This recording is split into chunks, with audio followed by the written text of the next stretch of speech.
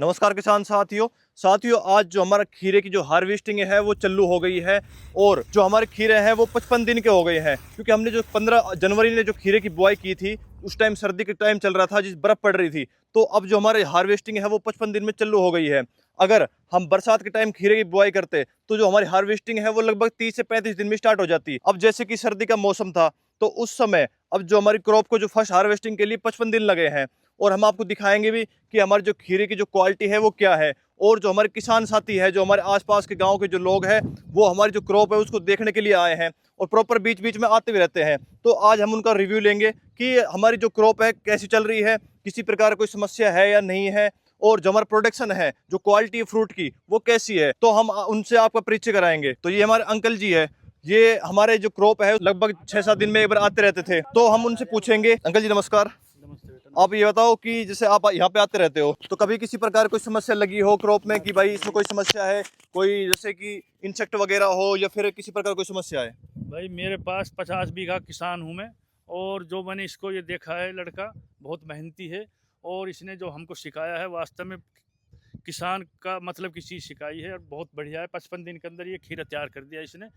और इसका कहने के ऊपर मैंने भी भिंडी बोई है। मेरी भिंडी भी इतनी बढ़िया नहीं जितनी भिंडी इसने तैयार करी है। तो देखो, मैं तो ये चाहता हूँ कि मेरा तो सिर्फ एक मोटिव है कि किसान को आत्मनिर्भर बनाना। मैं जहाँ उनकी सहायता कर सकता हूँ, किसी भी दवाई खाद को जो भी मेरे से पूछना चाहता है, मैं तो ये चाहता हूँ कि मेरे से अच्छी जो हमारे आसपास के किसान हैं उनकी क्रॉप हो। तो अगर जो मेरे से अगर कुछ पूछते हैं तो मैं उनको बढ़िया चीज़ बताता हूँ जो अपने खेत में मैं खुद यूज करता हूँ। तो ये अंकल जी हमारे खेत में आते रहते हैं। तो आप ये बताओ कि आपने कभी लगा हो कि इस क्रॉप में कोई समस्या हो, कि कोई इंसेक्ट वगैरह कोई समस्या हो या फिर कोई दिक्कत आ रही हो? ना कोई दिक्कत नहीं आई, बहुत बढ़िया है। और अगली साल हम भी कोशिश यही करेंगे, इसी तरह से आपको जितना पूछ पूछ के ही खेती करेंगे। जो आपने बताया वो बहुत सही बताया हमको, और हमको अच्छी लगी खेती। और आगे भी हम आपसे पूछ के खेती करते रहेंगे। तो आप ये बताओ कि आपने फ्रूट देखा है, क्वालिटी देखी है, कैसी फ्रूट क्वालिटी बन रही है, जो प्रोडक्शन है आपको क्या लगता है कैसा निकलेगा? ये एक नंबर का निकलेगा, क्योंकि बाजार के अंदर जो हम जाते हैं सब्जी खरीदने के लिए, वहाँ भी क्वालिटी बिकती है और ये क्वालिटी एक नंबर की है। तो एक्चुअल में बात पता है क्या है, जिससे मैं खुद फील्ड में भी जाता हूँ, मैं जॉब भी करता हूँ, खेती भी करता हूँ, आपके लिए वीडियो बनाता हूँ, कोई महत्वपूर्ण जानकारी देता हूँ, जो मैं खुद अपने जो क्रॉप है, जो उसमें जो यूज करता हूँ, जो चीज़ पे कोई भी खाद वगैरह दवाई वगैरह, वो आप तक शेयर करता हूँ, जो जिसका जो रिजल्ट है वो बेस्ट होता है। तो मैंने देखा है, बाजार में भी देखा है, और मैं फील्ड में जाता हूँ तो किसानों को भी देखा है कि वहाँ पे जो क्वालिटी होनी चाहिए वो क्वालिटी नहीं मिल पाती है। और ये अंकल जी ये भी 40-50 बीघा जो खेती करते हैं, तो इनके यहाँ भी सब्जी वगैरह बुआई की जाती है। और ये अंकल जी जो मंडी में जाते हैं तो वहाँ पे जो फ्रूट क्वालिटी और यहाँ पे फ्रूट क्वालिटी में कितना अंतर है? रात दिन का अंतर है। क्योंकि वहाँ पे जो फ्रूट क्वालिटी वो बिल्कुल छोटी आती है, गोल आती है, और जो हमारे फ्रूट है वो लंबे हैं और क्वालिटी भी बेस्ट है। मतलब जो खीरे जो हमने लगा रखे हैं, जो बाजार में आते हैं वो टेढ़े मेढ़े आते हैं, छोटे आते हैं, बौने आते हैं, और जो हमारे यहाँ पे खीरे लग रहे हैं वो लंबे हैं, गोल है, बढ़िया और सीधे हैं। तो आप ये फ्रूट क्वालिटी देख सकते हो, जो अभी खीरे तोड़ के लेके आए हैं, क्वालिटी देख लो आप, बिल्कुल सीधा है, किसी प्रकार कोई समस्या नहीं है। क्योंकि जैसे जो खीरे की क्रॉप है ना वो बहुत नाजुक क्रॉप है। अगर इसमें थोड़ी बहुत गलती कर देते हैं, मैनेजमेंट अच्छी तरीके से नहीं करते हैं, तो ये जो खीरे क्रॉप है लंबी नहीं चल पाती है। तो अंकल जी आप ये बताओ कि अभी इसमें क्या लग रहा है कि जो फसल है ये लंबी चलेगी या फिर क्या नहीं? नहीं, बिल्कुल इसके अंदर कोई किसी प्रकार का रोग नहीं। और खेती लंबी चलेगी, क्योंकि खेती के अंदर क्या है, पत्ता जो नीचे से पीला पड़ जाता है, इसके अंदर एक भी पीला पत्ता नहीं है। और एक नंबर का खीरे हैं। इसके जो तना है जो नीचे बहुत मोटा है, और जो देख रहा हूँ मैं, ग्रोथ बहुत ज़बरदस्त है, एकदम कच्ची बाड़ी है। और हम तो बहुत खुश हैं। आगे जो हम अगली साल बोएंगे तो हम इसको पूछ के सलाह लेके जब भी बोएंगे। तो साथियों देखो, जो खीरे क्रॉप होती है ना उसका सिस्टम ये होता है कि बुआई से 45 दिन बाद फर्स्ट हार्वेस्टिंग स्टार्ट होती है और लास्ट 30 से 35 दिन चलती है।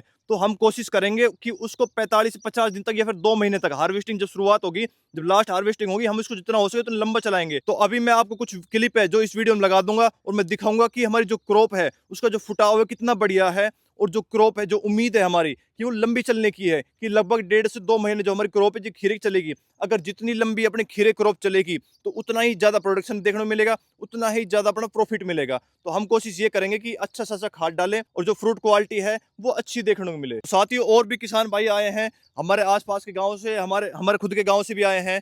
तो अंकल जी आप बताओ कि जो अपनी क्रॉप लगा रखी हमने वो कैसी है? क्रॉप बहुत बढ़िया है, नीचे से मोटा तना है, चौड़े-चौड़े पत्ते हैं, काफ़ी अच्छी कच्ची खेती है, खीरे सीधे हैं, बहुत बढ़िया फसल है। देखो मैं फील्ड में जाता हूँ तो मैंने अपने क्रॉप की जो फोटो लेता हूँ, तो जो वहाँ पे जो किसान है, बाहर के किसान में क्रॉप लगा रखी है, जब मैं फील्ड में जाता हूँ तो वहाँ पे देखता हूँ, जब अपने क्रॉप खुद की दिखाता हूँ तो बोलते हैं यार वास्तव में आपने क्रॉप अच्छी कर रखी है। क्योंकि जो शुरुआत में जो दो पत्ती आती है ना, वो हमारी क्रॉप की अभी तक हरी है, बिल्कुल हरी है। और नीचे का जो तना है वो इतना मोटा है, जो किसान है चौंक जाते हैं यार वास्तव में जो आपकी क्रॉप की जो क्वालिटी है, जो आपकी क्रॉप का जो तना है वो वास्तव में अच्छा है, तो जो प्रोडक्शन है वो भी अच्छा ही देखने को मिलेगा, जो क्रॉप है वो लंबी चलेगी। क्योंकि मैं फील्ड में जाता हूँ तो वहाँ पे बिल्कुल तना बिल्कुल बारीक होता है, और जो पत्ते हैं वो बिल्कुल छोटे छोटे होते हैं, और हमारी जो क्रॉप पत्ते हैं ये लगभग ऐसे जैसे पॉली हाउस में होता है ना, उनको जो बीज है वो लगाता है, ऐसे जो हमारे क्रॉप के पत्ते हैं। और जो मैनेजमेंट है ना वो इतना शानदार कर रखा है, जो मैं आपको दवाई बताता हूँ ना, पहले अपने फील्ड में जो खेत है उसमें यूज करता हूँ, उसके बाद मैं आपको बताता हूँ कि उसका जो रिजल्ट है वो कैसा है। जो हमारे आसपास किसान आए हैं इसलिए आए हैं आज देखने की जो प्रोडक्शन है वो कैसा निकलने वाला है, जो खीरे की क्वालिटी है वो कैसी है, इसलिए आज आए। और आज हम इस पहले हार्वेस्टिंग करेंगे, हमने जो कि भगवान को भोग लगा दिया है, तो अब जब हार्वेस्टिंग करेंगे वो आपको दिखाएंगे भी जो हमारी फ्रूट क्वालिटी है वो कैसी निकलेगी, और जो हमारा प्रोडक्शन है वो कितना निकलेगा। जो लागत आई है वो मैं आपको लास्ट में बताऊंगा कि इसमें कितना प्रोडक्शन निकला है, और जो कितने का हमारा खीरा बिक चुका है, किस किस चीज की क्या लागत आई है। दो साथी शुरुआत में कोई भी बिजनेस स्टार्ट करते हैं, अब ये लगा लो बिजनेस ही है, अपने खेत में कर रहे हैं या फिर कोई भी जैसे दुकान वगैरह खोलते हैं, बिजनेस स्टार्ट करते हैं, शुरुआत में लागत लगती है, और किसी किसान भाई को नॉलेज नहीं होती है। तो अगर शुरुआत में कोई किसान साथी एडवांस तरीके से स्मार्ट तरीके से फार्मिंग करता है, तो अगर उसमें नुकसान होता है तो दोबारा फार्मिंग करने की कभी सोचता नहीं है, जो कि मैंने की थी। मैं खुद देखो मैं एग्रीकल्चर फील्ड में ही काम करता हूँ, जॉब करता हूँ, और मैं खुद खेती भी कर रहा हूँ, एग्रीकल्चर में ही कर रहा हूँ, और आपको जो नॉलेज देता हूँ वो भी एग्रीकल्चर से देता हूँ। मतलब जो मेरा फील्ड है वो सेम फील्ड है एग्रीकल्चर, कि किसान को अच्छी से अच्छी सलाह देना, और किसान की जो फसल है वो उसको अच्छे कराना। क्योंकि जो दुकान वाले होते हैं उनको इतनी नॉलेज नहीं होती सब्जी वर्ग की फसल की, नॉर्मल फसल की नॉलेज होती है लेकिन सब्जी वर्ग की फसल की नहीं होती है। क्योंकि सब्जी वर्ग की फसल में जब तक आप खेत में नहीं आओगे, जब तक खुद क्रॉप को नहीं देखोगे, तो जब तक आप बता नहीं सकते हैं कि उसमें क्या समस्या आ रही है। अगर कोई भी किसान भाई दुकान वाले के पास जाता है, वो बोलता है मेरे पत्ते ऐसे ऐसे पीले हो रहे हैं, तो उनको क्या पता जो पाउडर मिल्ड्यू है, डाउन मिल्ड्यू, या फिर कोई सकिंग पेस्ट है, रस चूसक कीट है, उसकी वजह से दिक्कत आ रही है। भाइयों मैं बहुत बड़ा किसान हूँ। मैंने प्याज बोई थी 12-13 बीघा। दुनिया नू कहती प्याज में टोटा गया, प्याज में टोटा गया। और इस लड़के की सलाह से मैंने प्याज बोई है। मेरे 15 लाख की प्याज बैठी और कोई टोटा नहीं गया। कोई नू कहता है प्याज के अंदर नुकसान गया, नुकसान गया। इस बच्चे ने जो सलाह दी वो उस हिसाब से करा, खूब बढ़िया खेती हुई, खूब बढ़िया प्याज के अंदर मुनाफा मिला है। सब कहते हैं भाई झूठ बोल रहे हैं, झूठ बोल रहे हैं। प्याज के अंदर किसी इलाके में पता कर लेना। वीरेंद्र फौजी हूँ मैं, फौज में रिटायर होकर आया हूँ। मैं कोई झूठ नहीं बोलता हूँ। और ये लड़का मेहनत करता है और अपने खुद की खेती तैयार करके जब इसने दिखाया है कि अंकल जी ये देखो खेती ऐसे होती है। देखो हमारे गांव में क्या होता है सिस्टम कि आज अभी तक किसी ने ड्रिप से खेती नहीं की है, नहीं किसी ने एडवांस फार्मिंग मतलब कि मल्च लगाकर, या फिर किसी ने खेती नहीं की है। तो अब किसान यहाँ पे जैसे आते हैं, अंकल जी भी आए हैं और आसपास के और भी किसान आए हैं देखने के लिए, हाँ भाई कैसी क्रॉप है, मैनेजमेंट कैसे कर रखा है, कि हाँ भाई ये हो सकती है या नहीं हो सकती। देखो मेरा जो लक्ष्य है, मेरा लक्ष्य है कि किसान को अच्छा से अच्छा उत्पादन दिलाना, कम लागत में अच्छा उत्पादन दिलाना। तो मैंने अंकल जी को बताया था, जब प्याज का सीजन चल रहा था, प्याज की हमारी बुआई बहुत ज़्यादा होती है, तो मैंने इनको बताया था, इनका जो प्रोडक्शन है वो अच्छा देखने को मिला, और जो लागत है हमने कम से कम लगाई है। क्योंकि देखो हर एक किसान को खाद का नहीं पता होता है कि क्या खाद क्या काम करता है और कब डलना चाहिए। दवाई तो देखो थोड़ी बहुत जब भी नॉलेज होती है, खाद का नहीं पता है। इसने मेरे को बताया था, इस लड़के ने, अंकल जी कभी भी डीएपी मत गेरो प्याज के अंदर, डीएपी प्याज को ख़राब करती है। और अब की बार में पहली बार डीएपी नहीं गिरा, मैंने अपने यूरिया की यूज करा। डीएपी आपने उसार के अंदर जो गिरना वही गिरो, बाद में डीएपी मत दिखाओ खेत के अंदर। और मेरे को खूब बचत आई और खर्चा कम लगा। देखो हमारी तरफ क्या होता है, किसान डीएपी जैसे बेसल डोज डालता है, शुरुआत में बुआई करता है, उससे पहले डालता है, बाद में भी डालता है। लेकिन डीएपी क्या करता है, गलन लाता है, महंगा भी होता है, गलन भी लाता है। तो डीएपी का इस्तेमाल बुआई में करना चाहिए, जब बेसल डोज तैयार करते हैं उस टाइम करना चाहिए। कोई सी भी क्रॉप हो, कोई सी सब्जी वर्ग की क्रॉप हो, और जैसे कोई भी नॉर्मल जो कि अपने बड़े बूढ़े करते आ रहे खेती, गेहूं, सरसों, उसमें भी अगर डीएपी का इस्तेमाल करना है तो बुआई के टाइम करो, बाद में नहीं करना है। क्योंकि अगर डीएपी ऊपर रहता है तो रिजल्ट नहीं मिलता है, अगर बुआई करोगे तो उसमें बेस्ट रिजल्ट मिलेगा। दूसरी बात यह है कि आप दुकानदार के पास जाओ, ये दवाई ले लो, ये दवाई ले लो, ये दवाई ले लो, ये दवाई ले लो। उसको खूब पता मैं 20 दवाई दे रहा हूँ, 5 तो साड़ी काम करेगी। और वो पुट्टा बांध के दे देता है, 5,000 रुपये ले जा, 10,000 रुपया का तेरे ये बन गया। और ला के घेरते हैं भाई ये ले, बोला अब तू देखना क्या क्या हाल होगा। कुछ भी नहीं हुआ, कुछ भी रिजल्ट नहीं है। देखो दुकान वाले क्या सिस्टम होता है कि दुकान वाला जिस कंपनी का काम होता है, कोई लोकल कंपनी हो, रिजल्ट नहीं हो, वो दवाई देता है किसानों को पता नहीं ये दवाई काम करेगी या फिर नहीं करेगी। जो किसानों को लूटने का वो बाजार बना रखा है, जो किसानों को कुछ भी दे देते हैं, खाद वगैरह या फिर कुछ भी दवाई वगैरह कुछ भी ऐसी देते हैं जिसमें एक दवाई काम करेगी, दो दवाई नहीं काम करेगी।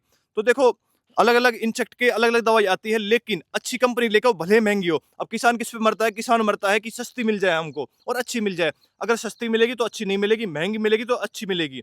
तो ये का आपको ये करना है कि अच्छी दवाई लेकर आनी, अच्छी कंपनी लेकर आनी, भले महंगी हो। अगर उसको आप डालोगे तो रिजल्ट है वो 6-7 दिन रहेगा। अगर हल्की दवाई डालोगे तो, अच्छी दवाई डालोगे तो 13, 14, 15 दिन तक रिजल्ट मिलेगा। तो साथियों, अपन को अच्छी कंपनी की अच्छी दवाई लेनी है, अच्छा खाद लेना है।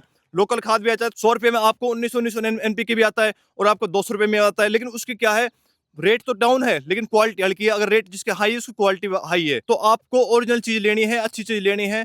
और साथियों, आगे मैं आपको ऐसे बताता रहूंगा कि मैं खुद भी क्रॉप लगाऊंगा। ऐसा नहीं है कि क्रॉप नहीं लगाई, मैंने कुछ भी बोल दिया ये डाल दो ये डाल दो। देखो, मैं खुद क्रॉप लगाता हूँ, उसके बाद किसानों को अच्छी सलाह देता हूँ कि दवाई क्या डालनी चाहिए, किस टाइम क्या दवाई डालनी चाहिए, शुरुआत में क्या दवाई डाले, बीच में क्या डाले, लास्ट में क्या डाले। ऐसे ही खाद का होता है, बेसल डोज में क्या डाले, शुरुआत अवस्था में अपन क्या खाद डाल सकते हैं। तो साथियों, मैं आगे भी खुद ऐसी क्रॉप लगाऊंगा। अभी तो मैंने 2-3 क्रॉप लगा रखी है, इसके बाद मैं इंटर क्रॉपिंग करूंगा। जैसे अब अगर खीरे के साथ साथ मैं इंटर क्रॉपिंग करूंगा, जैसे अगर बाद में लगाऊंगा तब कोई भी, जैसे भिंडी लगा रखी है तो उसमें भी इंटर क्रॉपिंग करूंगा। आगे मैं धीरे धीरे थोड़े थोड़े एरिया में जो क्रॉप है उसको लगाऊंगा और उसके बाद मैं आपको दिखाऊंगा भी कि जो क्रॉप है वो कैसे की जाती है। साथियों, अगर सब्जी वर्ग की फसल की बुआई करते हो तो आप अगेती करो। अगर आप पछेती करोगे तो उसमें जो प्रॉफिट है वो कम देखने को मिलेगा। अगर आपने सब्जी वर्ग की फसल की अगेती बुआई नहीं की, पछेती बुआई कर दी, तो उसमें प्रॉफिट नहीं मिलेगा, बहुत कम देखने को मिलेगा। मतलब अगर अगेती करते हो तो रेट है वो बहुत तगड़े देखने को मिलेगी। जो मेरी भिंडी है वो 10 दिन में लगभग तैयार हो जाएगी, 10 दिन में हार्वेस्टिंग के लिए तैयार हो जाएगी। और जो भिंडी के रेट है वो लगभग 80 से 100 रुपए किलो तक देखने को मिलेंगे। जिस किसान साथी ने फरवरी में भिंडी लगाई या फिर मार्च में लगाई है, उसके जो मंडी रेट है 40-50 देखने को मिलेंगे। मतलब कि डबल अंतर हो गया। जो अगेती लगाई है और जो मेरी भिंडी है, जब मंडी में जाएगी ना, तुरंत उठ जाएगी, क्योंकि भिंडी में डिमांड तो ज्यादा होगी और जो सप्लाई है वो कम होगी। क्योंकि जो अगेती है ना, भिंडी कोई नहीं लगाता है, जैसी मौसम सही होता है उस टाइम लगाता है। तो मैं किसान साथियों से ये बोलना चाहता हूँ कि अगर आप सब्जी वर्ग की फसल की बुआई करो तो अगेती करो। अगेती में जो डिमांड है वो तो ज्यादा होती है, जो सप्लाई है वो कम होती है, तो मंडी के जो भाव है वो टॉप देखने को मिलेंगे। तो साथियों, जानकारी अच्छी लगी इस वीडियो को लाइक कीजिए और चैनल को सब्सक्राइब कर लीजिए, जिससे समय समय पर सही जानकारी, सटीक जानकारी मिलते रहे। और आप कमेंट करके कुछ भी पूछ सकते हो, हम उसका जवाब जरूर देंगे। धन्यवाद।